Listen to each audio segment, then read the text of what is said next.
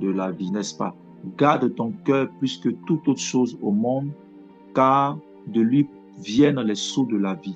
Et je vous ai dit que le cœur est une maison qui a plusieurs portes d'accès. Ce que l'ennemi veut, c'est d'avoir accès à notre cœur.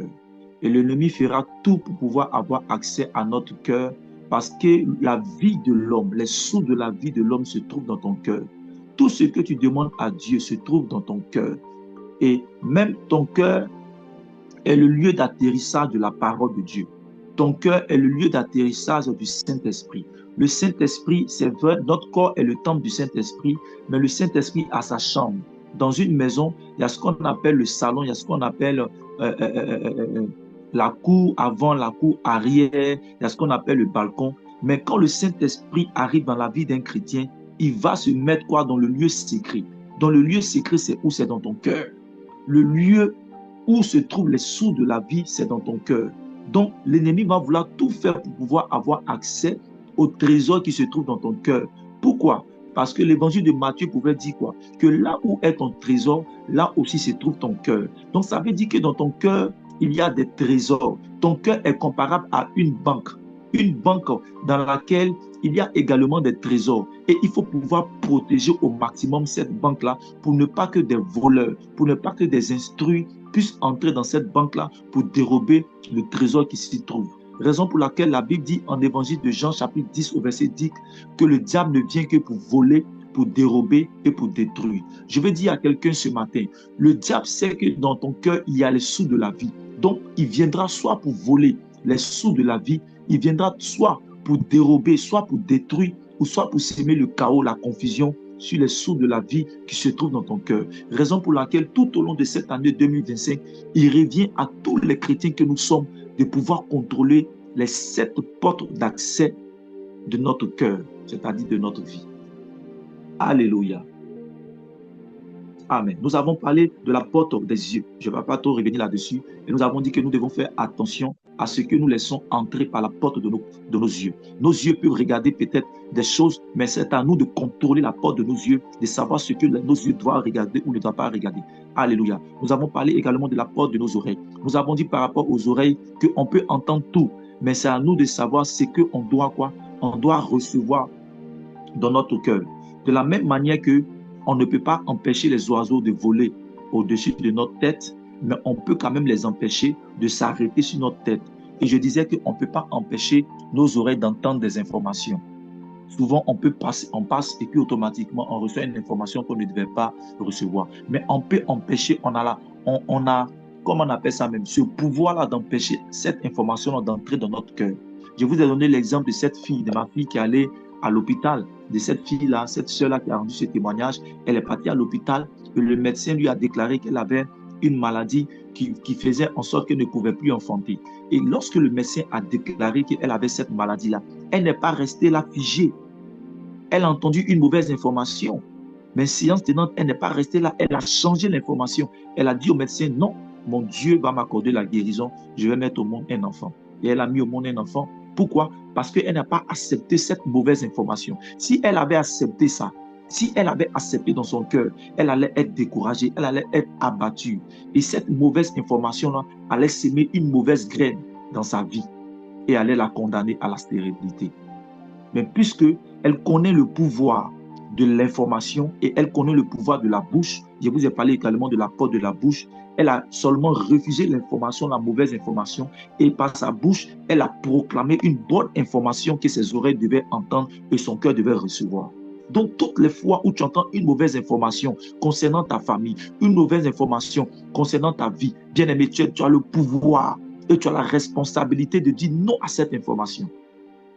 Et je vous ai dit que la foi vient de ce que l'on entend. Et ce que l'on entend doit venir de la parole de Dieu. Si ce que tu entends n'a pas pour source la parole de Dieu, si ce que tu entends n'est pas fait pour apporter la vie à ton âme, la vie à ton esprit, la vie à ton corps, bien aimé, tu n'es pas obligé d'accepter l'information. Tu n'es pas obligé d'accepter l'information.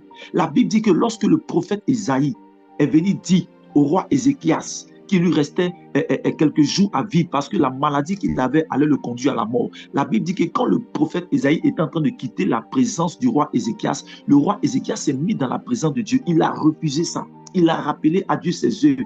Et la Bible dit que Dieu a ajouté 15 années de plus à la vie du roi Ézéchias. Bien-aimé, il y a des informations que tu ne dois pas accepter. Si tu les acceptes, tu laisses ces informations-là rentrer dans ton cœur et souiller ton cœur. Alléluia. Amen. Matthieu chapitre 26, verset 41. On dit quoi? Qui peut me lire ça? Nous allons commencer aujourd'hui.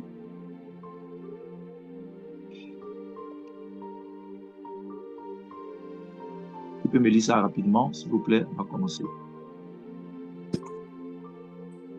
Matthieu 26, verset 41. Veillez et priez, afin que vous ne tombiez pas dans la tentation. L'esprit est bien disposé, mais la chair est faible.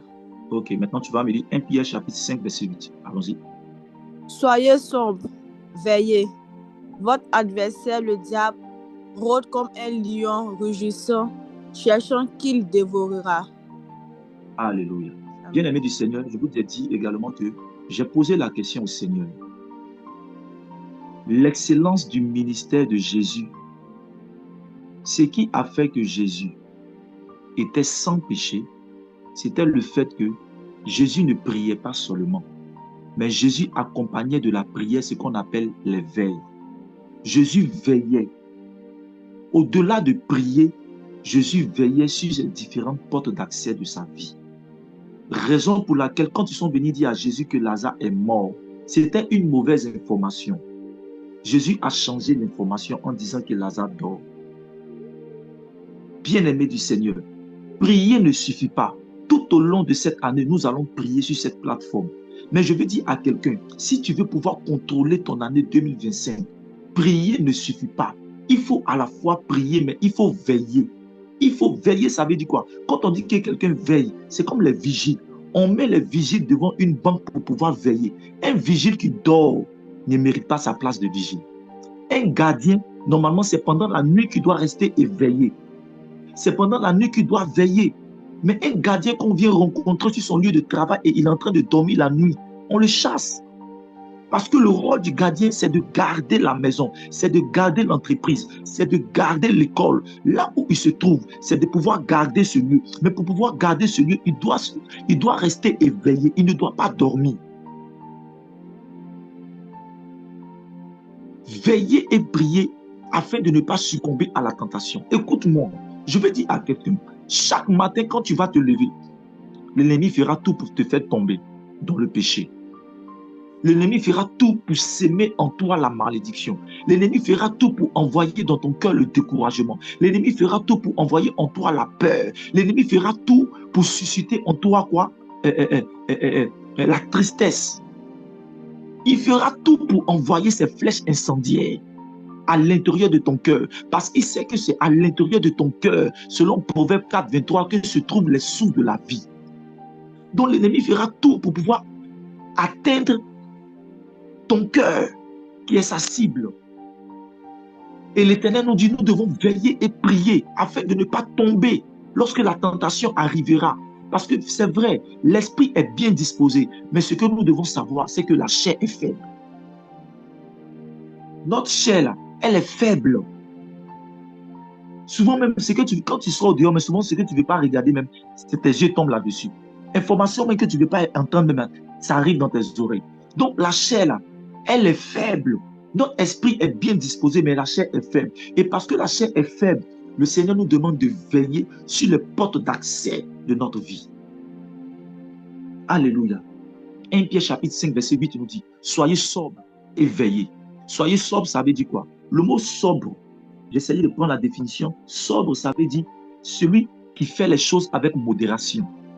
C'est-à-dire celui qui fait les choses avec modération. C'est-à-dire que celui qui fait les choses sans excès. C'est-à-dire celui qui ne mange pas de manière excessive. Celui qui ne boit pas de manière excessive. Celui qui ne s'amuse pas de manière excessive. Celui qui ne va pas sur les réseaux sociaux de manière excessive. Celui qui ne regarde pas la télévision de manière excessive. Celui qui ne travaille pas de manière excessive. Bien-aimés, aujourd'hui, on fait les choses, on fait tout, sauf veiller et prier. On fait tout de manière excessive. Tu vas voir, les gens vont aller travailler jusqu'à... Quand ces personnes arrivent à la maison, ces personnes sont fatiguées. Ces personnes n'ont même pas le temps de veiller ni de prier. Tu vas voir, quelqu'un va passer sa journée sur les réseaux sociaux. Maintenant, quand il s'agit de prier, tu es fatigué. Or, la Bible dit que notre adversaire, le diable, rôde autour de nous comme un lion. Il cherche à quoi? Il cherche à nous dévorer. C'est-à-dire, il cherche à nous manger. Le diable ne fait que tourner autour de toi et de moi. Chaque matin, quand tu te lèves, quand tu vas au travail, quand tu vas à l'école, quand tu vas te chercher, quand tu vas prier, quand tu vas rencontrer un ami, quand tu vas à une activité, à un concert, quand tu vas, quel que soit le lieu, écoute-moi, le diable est toujours autour de toi. Il cherche, il te cherche, il regarde. Dès que tu ouvres une seule porte, il rentre et puis il te frappe. Il ne s'amuse pas parce qu'il sait que les temps sont les derniers. Les temps sont les derniers. Il lui reste peu de temps. Donc, il ne s'amuse pas. Et c'est à nous d'être sobres, de ne pas être excessif, mais d'être modéré dans tout ce que nous faisons. Tu ne peux pas manger ce strat. Tu manges tellement que quand il s'agit de prier, tu es lourd. Et Pierre nous dit, soyons sobres, veillons. Veiller, ça veut dire que nous devons contrôler les portes d'accès de nos vies. Parce que le diable est autour de nous. Alléluia. Aujourd'hui, nous allons voir. Nous allons voir la porte. Ça va vous étonner. Hein. Je sais que ça va étonner beaucoup de personnes. Mais aujourd'hui, on va voir la porte du nez. Est-ce que tu peux écrire le nez? Est-ce que tu peux écrire le nez? On va voir la porte d'accès du nez. Le nez. Le nez. Le nez. Voilà. Est-ce que tu sais que le diable peut passer par ton nez pour pouvoir avoir accès à ton cœur? Je vais vous expliquer d'abord le rôle du nez au niveau physique. Et ensuite, je vais vous expliquer le rôle du nez dans le spirituel. Je vais vous expliquer le rôle du nez dans le physique. Qu'est-ce que le nez fait dans notre corps physique. Et je vais vous expliquer qu'est-ce que le nez spirituel fait dans notre corps spirituel. Et pourquoi est-ce que nous devons veiller sur l'état, sur la porte de nos nez. On dit on pêche avec le nez. Non, ce n'est pas fait de pêche avec le nez. Écoutons bien. D'abord, j'ai pris le soin d'aller un peu sur Google pour pouvoir me renseigner sur les fonctions du nez. Et j'ai appris que le nez a un rôle vital pour le corps humain. Car c'est lui qui permet de prendre l'air de l'extérieur pour l'emmener dans notre cœur. Car notre cœur a besoin pour la circulation du sang dans le corps.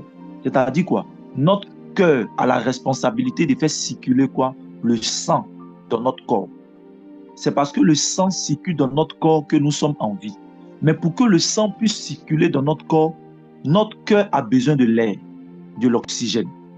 Donc, l'oxygène est envoyé jusqu'à notre cœur à travers ce qu'on appelle l'appareil respiratoire.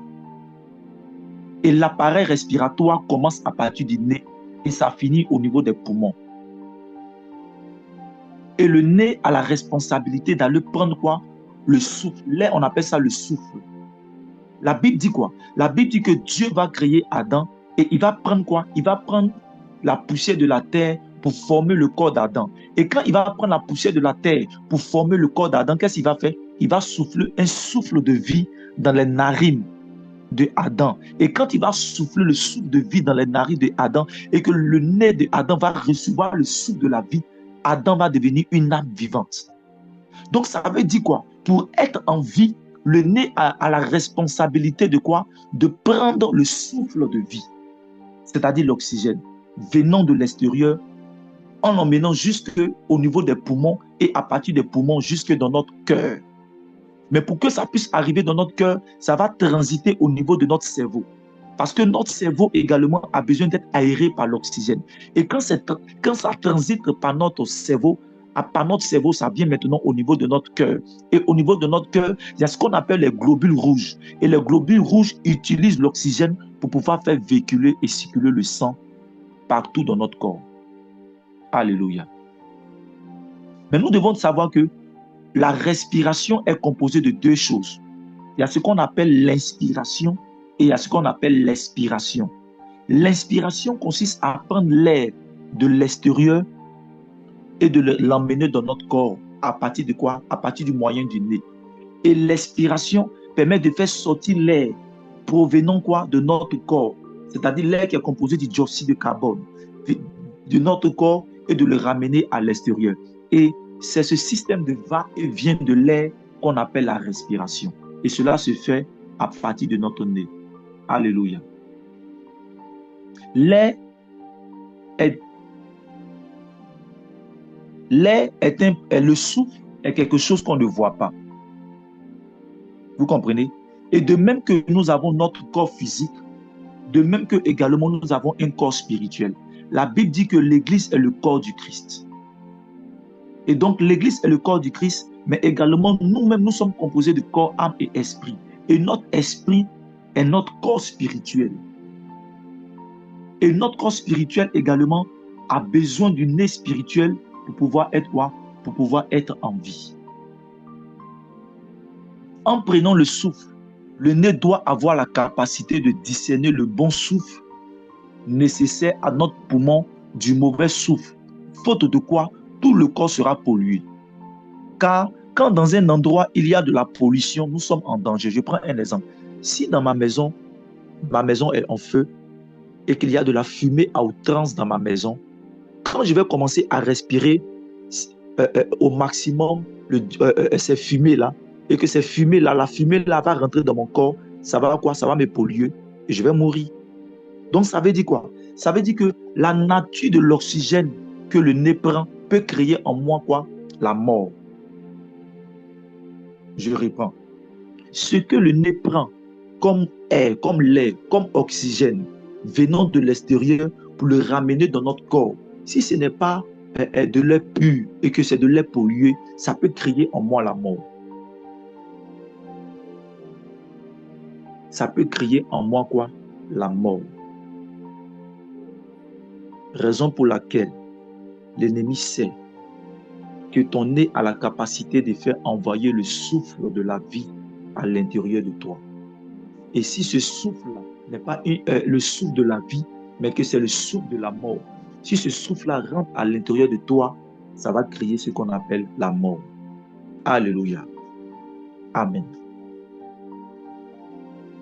Donc, j'ai poussé ma recherche et j'ai compris que pour que le nez puisse expirer l'oxygène et inspirer le dioxyde de carbone à l'extérieur, le nez a une fonction qu'on appelle la fonction de quoi?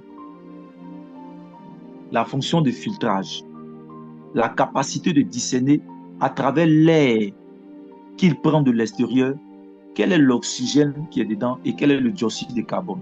Parce que nous devons savoir que dans l'oxygène, il y a 71% de dioxyde de carbone, si je ne me trompe pas, et il y a 28% d'oxygène. Et donc, quand le nez récupère l'air de l'extérieur et qu'il envoie dans le corps, qu'est-ce qu'il fait? Les 78% de dioxyde de carbone, c'est ce que le nez rejette à l'extérieur. Et le reste qui est l'oxygène rentre à l'intérieur et va dans notre cerveau en passant par notre cœur et arrive dans notre sang pour pouvoir ensuite quoi? Faire circuler le sang partout dans notre corps. Quelqu'un qui arrête de respirer meurt à quelques minutes. La respiration est due au battement de nos poumons. Donc quelqu'un qui arrête de respirer pendant plusieurs minutes finit par mourir. Pourquoi? Parce que son corps va manquer d'air. Et si le corps manque d'air, le sang ne pourra plus bien quoi circuler dans le corps. Si le sang ne circule pas, le cerveau va s'arrêter. Et tout le corps meurt. De la même manière que le nez a la capacité de discerner dans l'air qu'il reçoit l'oxygène du dioxyde de carbone, de la même manière que le nez spirituel, notre nez spirituel également a une capacité de discernement. Aujourd'hui, je vais te parler du discernement. Aujourd'hui, je vais te parler du discernement.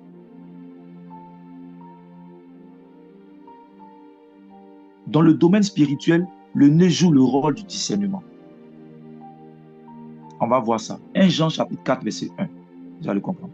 Qui peut me lire ça? On n'a pas encore commencé. On va essayer de... Si quelqu'un ne comprend pas, il dit qu'il ne comprend pas. Est-ce qu'on peut me lire ça? Ok, je vais lire.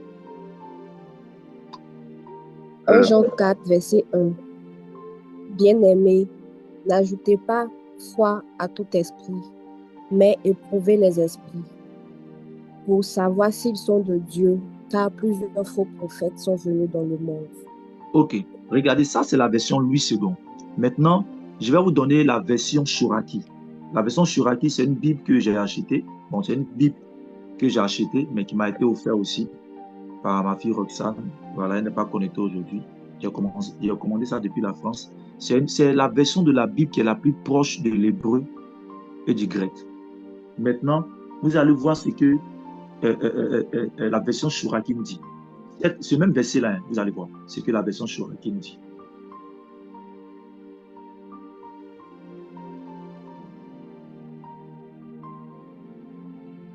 Un Jean, bon, ce que je vais faire,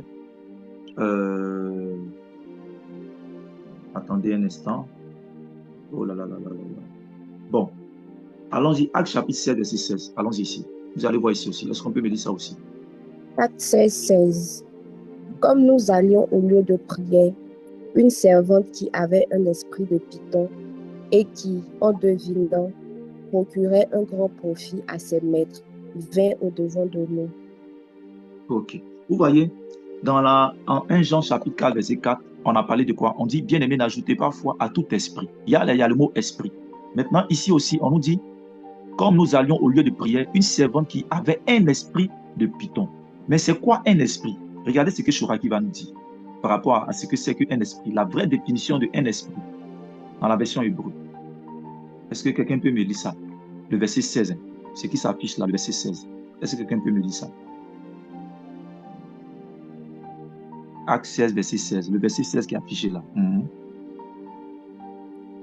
Et c'est, quand nous allons à la prière, une servante possédée par un souffle de pitié nous rencontre. Elle rapporte beaucoup de profit à ses maîtres par ses divinations. Ok. Donc vous voyez ici, le mot esprit là, le mot esprit qui est au niveau de Louis II, Acte 16, 16, qui dit qu'un esprit de python qui est affiché ici. Dans la version Chouraki, on nous dit ici que l'esprit, c'est quoi? C'est le souffle. On nous dit une servante possédée par un souffle de python. Donc, la version originale d'un esprit, c'est un souffle. Voilà pourquoi vous allez remarquer que le jour de la Pentecôte, là, vous remarquez quand on prie pour quelqu'un, vous allez remarquer que l'homme de Dieu va faire quoi? Il va souffler. Quand il va dire recevez le Saint-Esprit, il va souffler avec quoi? Avec sa bouche. Un souffle pour dire recevez le Saint-Esprit. Pourquoi? Parce qu'un esprit, c'est un souffle. Est-ce que vous comprenez un peu? Un esprit, c'est un souffle. Alors que le nez fait quoi? Le nez expire un souffle et respire un souffle. Je réponds. Je ne sais pas si vous comprenez ce que je suis en train de dire. La Bible dit que Dieu va façonner Adam à partir de la poussière de la terre et va faire quoi? Va souffler un souffle de vie. Mais quand on dit un souffle de vie là, un souffle de vie, c'est un esprit de vie. Mais l'esprit de vie là va entrer dans le corps d'Adam à travers quoi? À travers le souffle, à travers la bouche de Dieu qui va souffler dans les narines de quoi? D'Adam. Et quand les narines d'Adam vont recevoir le souffle de la vie qui va provenir de la bouche de Dieu, Adam va devenir une âme vivante. Maintenant, regardez ici. On nous dit également que la dame qui a un esprit de python, en réalité, la véritable version, la version originale nous dit c'est une dame qui est possédée d'un souffle de python. Un souffle de quoi? De python. Donc, dans le monde spirituel, le nez a la capacité, le nez spirituel, pas ton nez physique, hein, le nez spirituel a la capacité de quoi? De recevoir un souffle. Et ce souffle-là peut être le souffle de vie ou ça peut être un souffle de mort. De la même manière que ton nez physique a la capacité de respirer de l'air pur ou de l'air pollué, de la même manière que ton nez spirituel a la capacité également de quoi?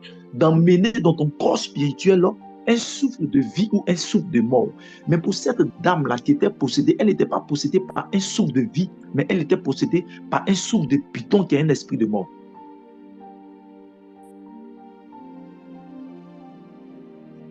Donc, pour qu'un chrétien ne puisse pas recevoir dans sa vie, dans son corps, puisque le nez est une porte d'accès, à travers ton nez, l'ennemi peut entrer à l'intérieur de toi, à travers un souffle.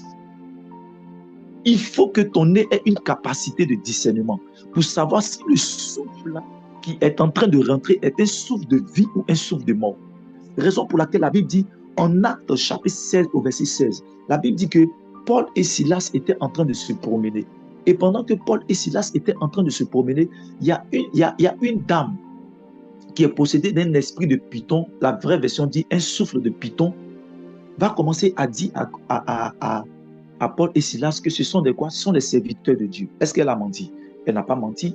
Mais chaque jour, elle ne fait que quoi? Elle ne fait que persécuter Paul. Pour dire non, ceux-là, ce sont des hommes de Dieu. Ils viennent annoncer le salut. Ce sont des hommes de Dieu. Ils viennent annoncer. Elle a dit vrai. Elle a donné des révélations.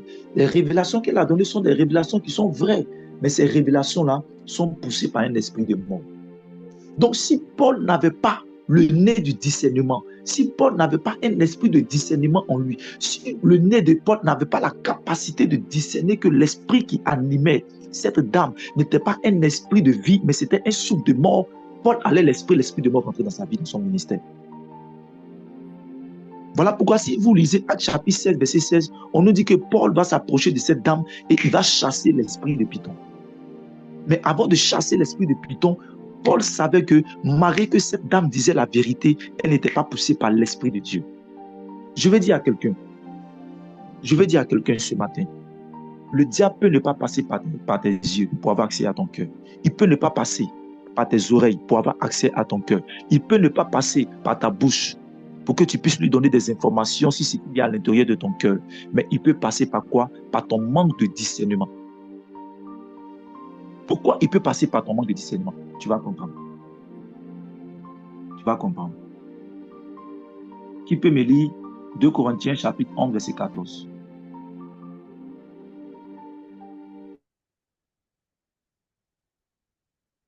Qui peut me lire ça?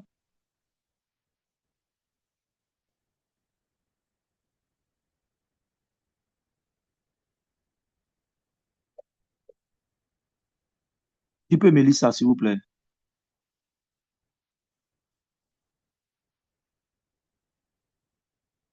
Est-ce que vous m'entendez?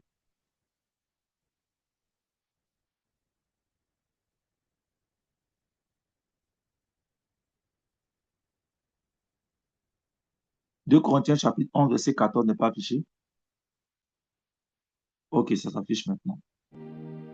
Allons-y. Oui. 2 Corinthiens 11, chapitre 14. Rien d'étonnant à cela. Satan lui-même fait semblant d'être un ange de lumière. Est-ce qu'on peut lire la version qui est affichée? Amen. Et cela n'est pas étonnant, puisque Satan lui-même se déguise en ange de lumière. Amen. Alléluia. Je vous ai dit que notre cœur est comme une banque où à l'intérieur, il y a des trésors. Et je vous ai dit que le diable fera tout pour pouvoir avoir accès à notre cœur. Et si nous prenons le cœur comme étant une banque, à l'intérieur de laquelle il y a également des trésors, vous allez vous en rendre compte que quoi? Quand le voleur sait qu'il ne peut pas rentrer dans la banque, parce que la banque est beaucoup sécurisée, quand le diable sait que tu as fermé les portes de tes yeux, tu as fermé les portes de tes oreilles, tu as fermé les portes de ta bouche, qu'est-ce qu'il va faire? Il va vouloir se déguiser. Il va vouloir se faire passer pour un employé de la banque dans le but d'entrer dans la banque. C'est pareil au niveau informatique. Au niveau informatique, beaucoup de personnes, par exemple, moi, ma belle-mère, une fois, elle s'est fait voler son Wave. Comment elle s'est fait voler son Wave? On lui a envoyé quoi? On lui a envoyé un lien où on dit que c'est un lien promotion, elle a gagné, je ne sais pas si elle a gagné des cadeaux, un truc comme ça, qu'elle devait cliquer sur le lien pour aller sur une page parce qu'elle a un cadeau, c'est l'anniversaire de telle entreprise, elle a été sélectionnée. Vous voyez, dès qu'elle a cliqué sur le lien, automatiquement, ils ont eu accès à quoi? Ils ont eu accès à son téléphone et ils ont vidé son Wave. Donc, quand l'ennemi sait que tu le connais, hein, il sait que tu le connais, il sait que tu connais son mode de fonctionnement, tu sais par quel moyen il est capable de passer pour avoir accès à ton cœur, qu'est-ce qu'il va faire? Il va se déguiser en un ami. C'est ce qu'on appelle l'ange de lumière. Et si tu n'as pas une capacité de discernement, l'ennemi va passer par ton manque de discernement pour avoir accès à ton cœur. Or, le côté du discernement, c'est le côté du nez. Parce que Satan, c'est un esprit de malin. On appelle ça l'esprit malin. Quand je vous ai dit que esprit malin, esprit veut dire souffle. C'est un souffle malin. Et si ton nez n'a pas la capacité de savoir que le souffle qui est en train d'arriver là, c'est un souffle malin qu'on ne doit pas respirer ce souffle, automatiquement ce souffle rentre dans ton cœur et souille ton cœur. Et c'est pareil pour une banque. L'ennemi, le voleur va vouloir se faire passer pour un employé de la banque. Pourquoi? Pour pouvoir entrer dans la banque et faire ce qu'il veut. Voilà pourquoi le diable se déguise. Il se déguise et il a accès à notre vie par notre manque de discernement. Si on n'a pas donc contrôlé ce côté de notre nez, tu peux contrôler tes yeux, tu peux contrôler ta bouche, tu peux contrôler tes oreilles, mais si tu n'as pas la capacité de discerner, malgré que le diable se déguise en ange de lumière, si tu n'as pas la capacité de discerner que derrière ce temps de la lumière-là, en réalité se trouve un esprit malin, tu seras séduit. Et l'ennemi va te voler. Il va te dévorer, il va te tuer. Alléluia. Beaucoup de personnes aujourd'hui, regardons un peu Jean chapitre 6, verset 70. Même Jésus a discerné que Judas était un démon. Judas faisait partie des 12 apôtres de Jésus. Mais Jésus avait la capacité de discernement à travers son nez spirituel. Et il savait que parmi ses apôtres, il y avait un qui était un démon. Il savait qu'il y avait un qui était un démon. Je veux dire à quelqu'un ce matin, tu dois avoir le nez du discernement. Tu dois avoir le nez du discernement. Si tu n'as pas le nez du discernement, quelqu'un va venir chez toi à la maison. Ça peut être une servante. Ça peut être quelqu'un qui est quitté au village, qui vient te rendre visite. Mais à travers cette personne qui vient te rendre visite, c'est l'esprit de la sorcellerie qui est derrière cette personne. Et elle vient te rendre visite à la maison. Et comme tu n'as pas contrôlé la porte d'accès du discernement de ta vie, tu as tout contrôlé, mais tu as omis de contrôler ça. Elle vient chez toi à la maison, elle te rend visite. Elle t'envoie même des présents du village. Mais ce sont des présents empoisonnés. Elle vient rester une semaine chez toi à la maison. Et depuis qu'elle est là, ce sont des disputes à la maison. Par là, entre monsieur et madame, elle commence à gâter ton foyer. Rien ne va à la maison. Tu la vois, elle sourit, elle est tout le temps souriante. Mais derrière ces souris-là, il y a un démon qui est caché. Et comme tu ne sais pas qu'il y a un démon qui est caché derrière ce ange de lumière-là, tu souris avec elle, alors que derrière elle, il y a un esprit de python. Et c'est comme ça, beaucoup de personnes aujourd'hui sont allées dans des églises où on fait des miracles, où il y a des miracles pas possibles. Dieu fait des miracles. Mais aujourd'hui, les chrétiens sont tellement à l'afflux des miracles que des chrétiens n'ont pas le sens du discernement. Des chrétiens n'ont pas le sens du quoi? Du discernement. La Bible dit, n'ajoutez pas foi à tout esprit, selon 1 Jean chapitre 4, verset 1. N'ajoutez pas foi à tout esprit, mais éprouvez les esprits. Ça veut dire quoi? Ça veut dire discerner les souffles, discerner les esprits, pour savoir s'ils sont de Dieu. Écoute, si tu n'as pas la capacité de discerner un esprit, tu as pensé que tel serviteur de Dieu, c'est un homme de Dieu, alors qu'en réalité, c'est un homme du diable. Si tu n'as pas la capacité de discerner les esprits, tu as pensé que la sœur, là, elle est quittée au village, elle est venue te rendre visite simplement, elle est venue vraiment t'aider pour les ménages à la maison, alors qu'elle est venue semer la mort dans ta vie. Parce que tu n'as pas le nez du discernement. Parce que tu n'as pas su veiller sur la porte de ton nez. Est-ce que tu comprends ce que je suis en train de te dire?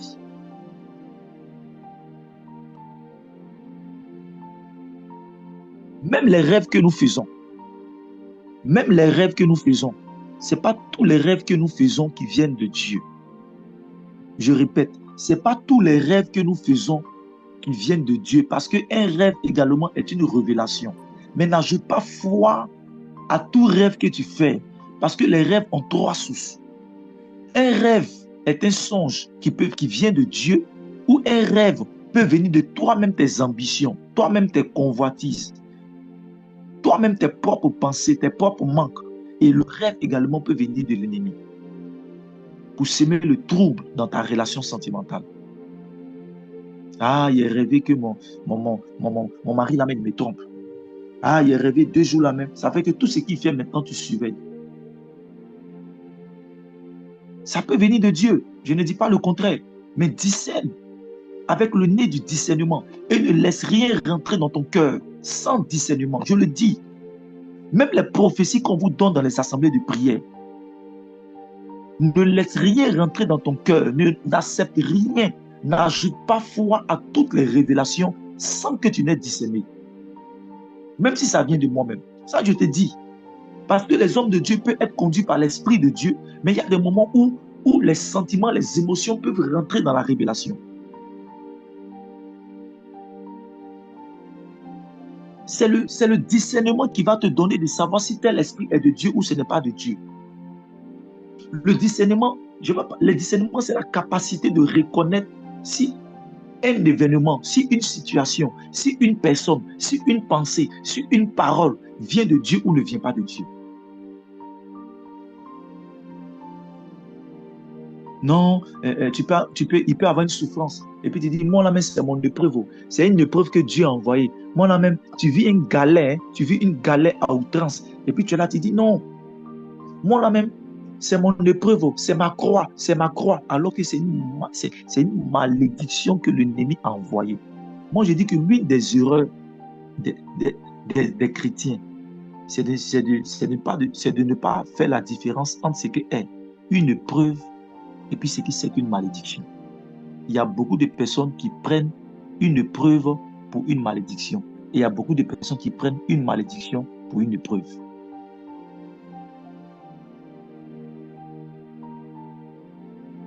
Quand Israël était en Égypte, c'était une malédiction. Quand Israël était dans le désert, c'était une épreuve, c'était un passage. Une épreuve, c'est un passage. Dieu permet quelque chose, c'est un passage. Mais une malédiction, là, tu es dedans jusqu'à... Tu ne comprends pas. Il n'y a pas tête, il n'y a pas queue. Quand tu es dans l'épreuve, il y a la manne qui descend du ciel. Mais quand tu es dans la malédiction, il n'y a même pas manne. Il faut savoir discerner. Tout ce qui n'accepte rien sans le nez du discernement. Je répète, n'accepte rien dans ta vie. N'accepte rien comme révélation. N'accepte rien comme business dans lequel tu dois investir ton argent sans avoir mis ce business-là, sans avoir ronflé ce business-là avec le nez du discernement. Excuse-moi, mon fils Isaac. Mon fils Isaac s'est fait arnaquer 2 fois. C'est ça, non, Isaac? Il est connecté. Il a donné ton exemple pour que les gens au moins soient informés. Ton fils Isaac, malheureusement, il a été arnaqué 2 fois parce qu'il lui manquait le nez du discernement dans les business. Je me suis moqué de lui la première fois. Il dit non, papa, ça a pu se répéter. Il m'a écrit encore pour dire, papa, on m'a arnaqué encore 2 fois.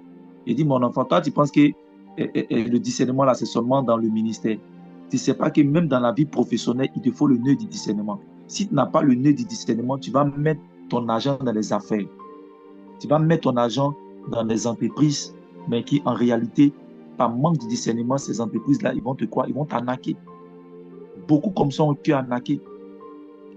Beaucoup ont été arnaqués dans cette affaire d'investissement de VPC, investissement de quoi? Je ne sais pas quoi même. Alors que c'était des systèmes Ponzi. Tout simplement parce que ces personnes n'ont pas passé le nez du discernement dans leur affaire. Tu as mis ton argent sans savoir que c'est un business.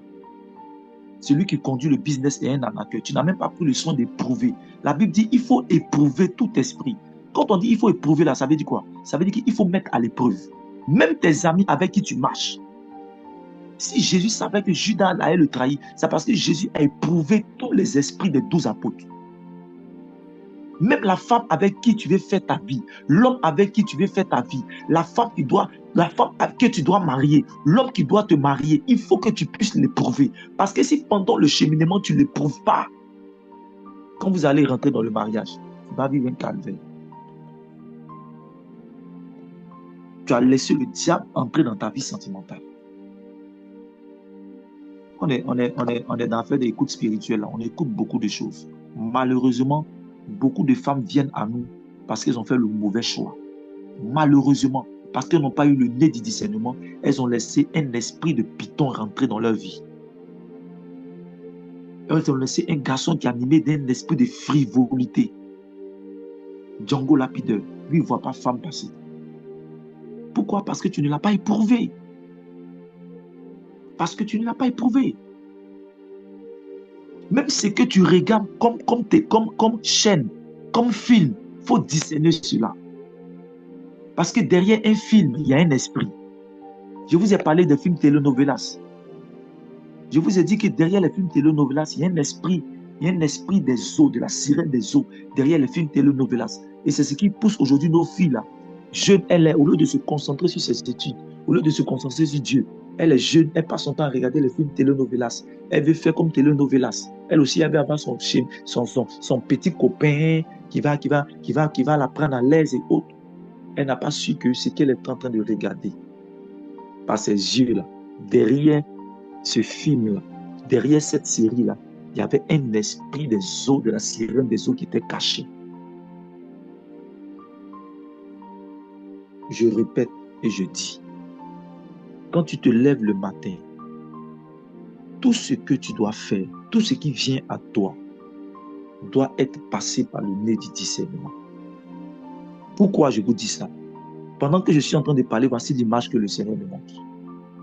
Vous allez voir que devant une entreprise sérieuse, où il y a des biens, où il y a des choses de valeur dans l'entreprise, ils vont mettre toujours un vigile. Mais le vigile ne va pas faire que s'arrêter. Quand tu vas venir, le vigile va faire quoi? Le vigile va dire, ouvre ton sac. C'est pas comme ça. Quand tu veux rentrer dans une banque là, quand il vient avec un sac, on dit, ouvre ton sac. On va voir ce qu'il y a à l'intérieur du sac. Quand tu finis d'ouvrir ton sac, on a regardé à l'intérieur du sac, tu déposes le sac à côté. Toi-même, on va mettre un appareil à gauche, à droite, devant, derrière, pour voir si tu n'as pas une arme à feu, pour voir si tu n'as pas quelque chose vraiment qui peut venir vraiment faire du mal à quelqu'un dans la banque. Donc, on te passe au scanner. Merci, madame Eton. On te passe au scanner. Le scanner, là, c'est ce qu'on appelle le discernement. Tu dois passer tous au scanner afin de le faire rentrer dans ta vie. Moi, j'ai aimé une de mes filles, elle est venue aujourd'hui ici. J'ai aimé, elle est connectée même, je crois. Je crois qu'elle est connectée. Evelyne, non, je crois. Evelyne, ouais, elle est connectée. Moi, j'ai aimé sa façon de truc. Un jour, j'étais assis à Beraka. Elle est là, on s'est si mort comme moi. Elle est venue me voir, elle dit, maman, moi, je veux te voir. Ok, il n'y a pas de souci. Elle est venue et elle m'a dit non, qu'elle a vraiment prié le Seigneur parce que elle cherchait un père spirituel. Elle ne s'est pas levée comme ça parce que non, il y a tel berger qui manifeste l'onction, parce que Dieu m'utilise, parce que Dieu me permet de donner des paroles de connaissance. Non, hein, elle ne s'est pas levée comme ça pour venir dire non, moi je veux que tu sois mon père spirituel. Non. Elle dit, Modé, vraiment, j'ai mis ça en prière pendant quelques jours et le Seigneur m'a donné une révélation que voilà, c'est toi que je dois aller, c'est toi qui dois me guider, c'est toi qui dois être mon père spirituel. Quand elle m'a dit ça, ça m'a réjoui. Vous voyez un peu? Parce que pourquoi? Parce qu'elle n'a pas pris une décision poussée par la chair. Elle n'est pas venue vers moi à travers peut-être le ministère qu'elle a vu, à travers peut-être des signes et autres. Non. Elle a mis ça au scanner. Et Dieu lui a révélé que c'est telle personne. Et c'est ce qu'on doit faire. Bien-aimé, il y a des décisions importantes, telles que le choix de celui avec qui on doit être, de celle avec qui on doit passer toute notre vie. Celui qui doit rentrer dans notre maison pour faire quelque chose avec nous. Des gens avec qui on doit marcher, celui qu'on appelle ami. Si tu n'as pas éprouvé une personne, ne mets pas cette personne-là dans le cercle de tes amis. Un véritable ami doit être éprouvé. Même Dieu même, il éprouve notre foi. Si Dieu lui-même, il éprouve notre foi, à plus forte raison nous. Si tu n'éprouves pas la foi ou l'amitié de quelqu'un, ne l'appelle pas encore ami. Moi, je dis toujours aux gens. Il y a des gens, il y a des enfants qui disent enfants spirituels, et puis il y a d'autres qui disent enfants spirituels, mais en réalité qui ne sont pas des enfants spirituels. Parce que un enfant spirituel, c'est quand ton père spirituel passe par des souffrances, par des difficultés. Quand ton père spirituel commence à connaître le désert, même dans le ministère, rien ne va. Et puis tu dis, lui là, il reste mon père spirituel. C'est ce genre d'enfants. C'est-à-dire que des enfants spirituels qui soutiennent le ministère de leur père spirituel. C'est-à-dire que c'est des enfants spirituels qu'on a eu à éprouver dans le feu de l'épreuve. C'est ceux-là qu'on peut appeler l'enfant spirituel. Je vous dis ça pourquoi? Parce que vous-même, vous devez éprouver des personnes. Éprouver l'amitié des gens. Éprouver des situations. Quand cette femme-là est venue dire à Paul que vous êtes des serviteurs de Dieu, bien aimé, elle a donné une bonne information. Mais Paul n'est pas resté seulement à la parole. C'est à ses oreilles qui ont entendu une bonne information. Parce que je vous ai parlé de la porte des oreilles. Donc Paul n'est pas resté seulement à écouter la bonne information que cette dame disait. Mais il a utilisé le nez spirituel. Il a discerné maintenant la bonne information. Et il a vu que la bonne information provenait d'une source impure, était animée et était inspirée par un souffle impur. Il n'a pas accepté. Il a chassé l'esprit. Il a chassé l'esprit. Ce n'est pas parce que quelqu'un vient te donner une bonne information. Ce n'est pas parce que quelqu'un rentre dans ton ministère pour te faire des offrandes, pour te donner la dîme. Ce n'est pas parce que quelqu'un vient dans ta fraternité et la personne est engagée dans la fraternité, soulève les chaises, soulève les bâches. La personne est partout, que ça veut dire que la personne est de Dieu. Hein? Que ça veut dire que la personne, tu dois nommer cette personne comme berger. Parce que tu vois, la personne est motivée, la personne fait tout. Donc, attends, c'est la même. Elle est motivée. Bon, j'ai la nommée berger. Je dis ça pour mes enfants spirituels qui sont connectés, qui sont appelés à faire un ministère. Parce que nous, on a fait ce genre d'erreur. On a manqué de discernement dans notre début dans le ministère. Dieu a permis qu'on commette des erreurs pour que notre sens du discernement soit aiguisé. Maintenant, il ne marche pas n'importe qui. Quand il va en mission, là, il y a ma secrétaire qui est à côté de moi. Peut-être si au plus une ou deux personnes.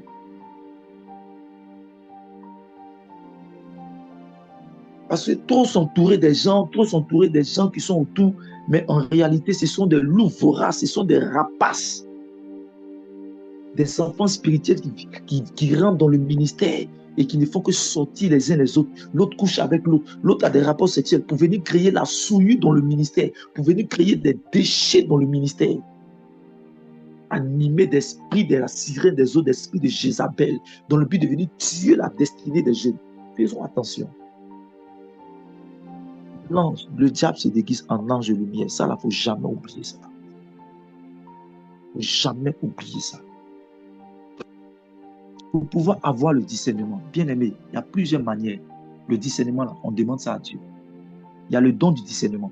Il faut demander le don du discernement. C'est la première des choses. Demande le don du discernement. La deuxième des choses, pour méditer la parole de Dieu. La méditation constante de la parole de Dieu va te donner de développer le petit discernement que tu as.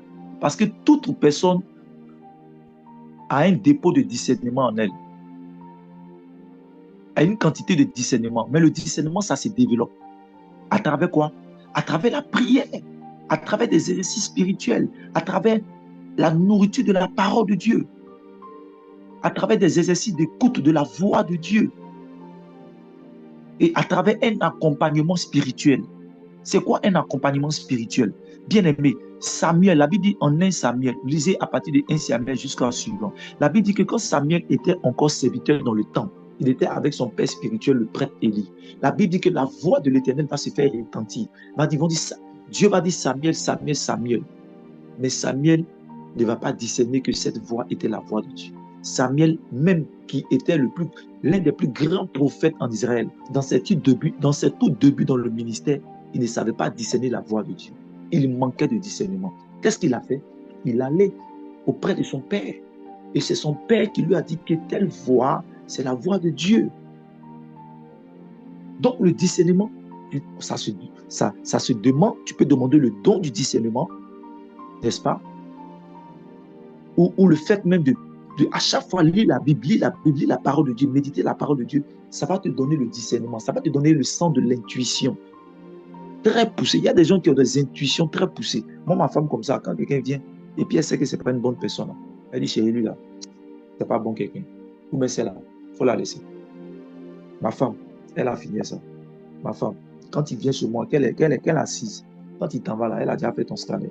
Elle a un don de discernement très poussé. Souvent, elle est là et puis elle dit, ton fils, lui, là, il va laisser celle-là. Ou bien, voilà. On va monter, on va descendre. Voici comment développer son œil spirituel. Frères et sœurs, je vous dis, ce sont des enseignements qu'on ne va pas donner à tout le monde, qu'on ne donne pas comme ça. Mais si vous arrivez à contrôler les 7 portes d'accès de vos vies, vous allez contrôler 2025. Vous allez contrôler 2020. Il y a des choses même que on a trop vu des choses dans le ministère. Trop. Le diable déguisé en ange de lumière, il rentre dans les maisons, il rentre dans des relations pour venir détruire tes relations. Quelque chose que tu as pris des années à construire. On va voir ça même dans l'entrepreneuriat. Une entreprise que tu as pris des années à construire. Tu prends quelqu'un pour le mettre dans l'entreprise.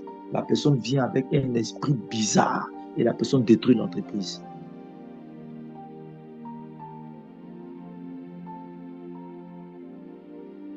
Vraiment que Dieu nous bénisse. C'est ce que je tenais à dire aujourd'hui. Le nez du discernement. Et ça t'a béni, tu écris Amen, Amen, Amen.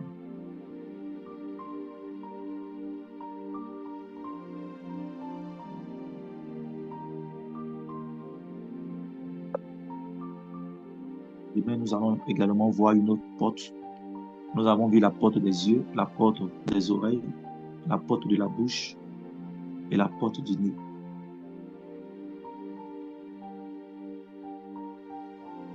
J'espère que tous ces enseignements-là vous font du bien. Et ma prière, c'est que vous puissiez les mettre en pratique, franchement. Parce que moi, personnellement, je vous assure, je vous donne ce témoignage-là rapidement pour terminer. Je vous donne ce témoignage-là rapidement pour terminer. Le dimanche passé, je crois que... il est là même. Le dimanche passé, il y a une personne qui est également dans le rassemblement de la voix des intercesseurs. J'ai camouflé, hein, voilà. Je n'ai pas dit vraiment ce qui s'est passé. Il a dit, mon modé, moi je veux te voir, je vais t'expliquer une situation. Mais pardon, s'il te plaît, la situation que je vais t'expliquer là, il ne faudrait pas que cette situation-là crée une division entre toi et puis le berger. Donc, il m'a raconté un peu ce qu'un berger lui a dit. Voilà. Concernant les prières que nous faisons au rassemblement de la voix des intercesseurs. Voilà. Il m'a un peu expliqué ce que le berger lui a dit concernant lui-même et puis concernant la prière du rassemblement de la voix des intercesseurs. Vous voyez un peu.